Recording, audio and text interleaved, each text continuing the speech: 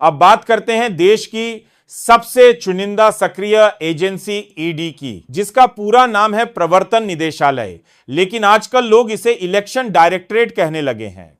क्यों? क्योंकि ईडी की फाइल तभी खुलती है जब कोई सरकार से सवाल पूछता है। किसी नेता ने घोटाले का पर्दाफाश किया तो ईडी पहुंच जाएगी उनके घर सुबह सुबह मीडिया कैमरों के साथ।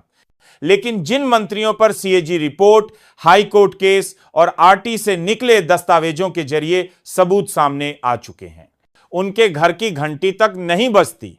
यानी ईडी अब भ्रष्टाचार रोकने की एजेंसी नहीं बल्कि राजनीतिक हथियार बन चुकी है। अगर आप सत्ता में हैं तो चाहे घोटाला करो, स्कीम लूटो, फर्जी कंपनियों को फायदा पहुंचाओ, ईडी कुछ नहीं कहेगी।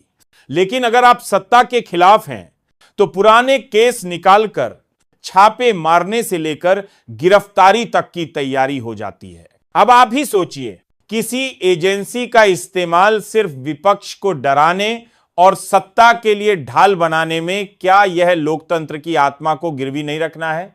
जिस तरह सरकार ने मीडिया को अपने पक्ष में किया, अब वही कहानी जांच एजेंसियों के साथ भी चल रही है।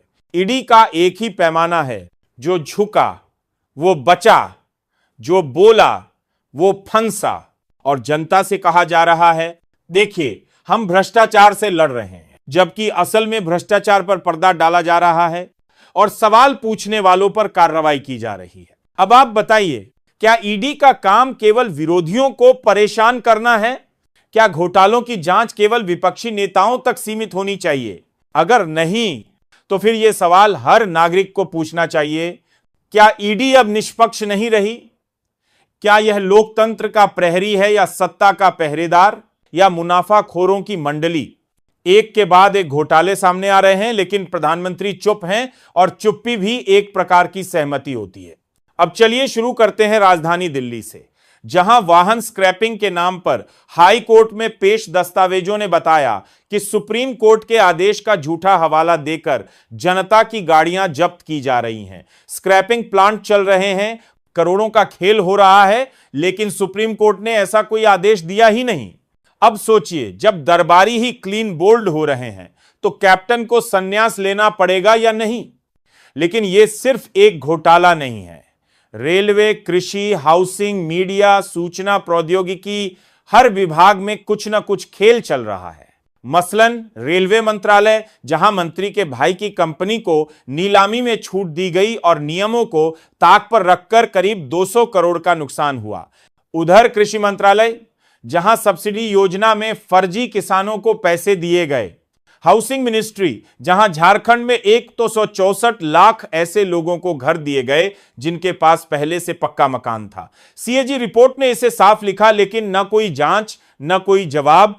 अब आते हैं उस खतरनाक सवाल पर जो हर दिल को झकझोर दे, क्या सरकारें अब सिर्फ चुनावी मैनेजमेंट कंपनियां बन चुकी हैं?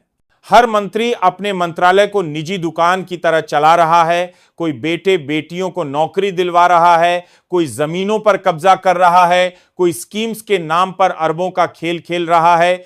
सबसे खतरनाक बात, जब जनता अड़ती डालती है तो जवाब आता है जानकारी नहीं दी जा सकती, लेकिन जब वोट डालने की बात आती है तो कोई रोक नहीं। क्या यह लोकतंत्र है या लूटतंत्र? मीडिया की बात करें तो आरपब्लिक, जी, एबीपी, N18 इंडिया, सबके सब सत्ता की गोदी में। किसी मौलाना को आतंकवादी, किसी विरोधी को देशद्रोही और किसी घोटाले को विपक्ष की साजिश बता देने वाले ये चैनल अब जनता के दर्द पर पर्दा डाल रहे हैं। एक शिक्षक की मौत को झूठी कहानी बना दिया गया। अब चलिए झांकते हैं बिहार और मध्य प्रदेश की तरफ, जहां साल भर में 9 पुल गिरे और सभी ठेके चहेते ठेकेदारों को दिए गए।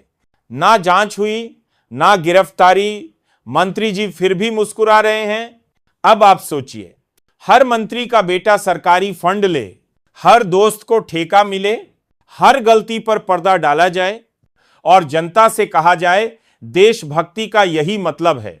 लेकिन सवाल पूछना अब देशद्रोह बना दिया गया है। जवाबदेही अब मंत्रियों की निजी संपत्ति है।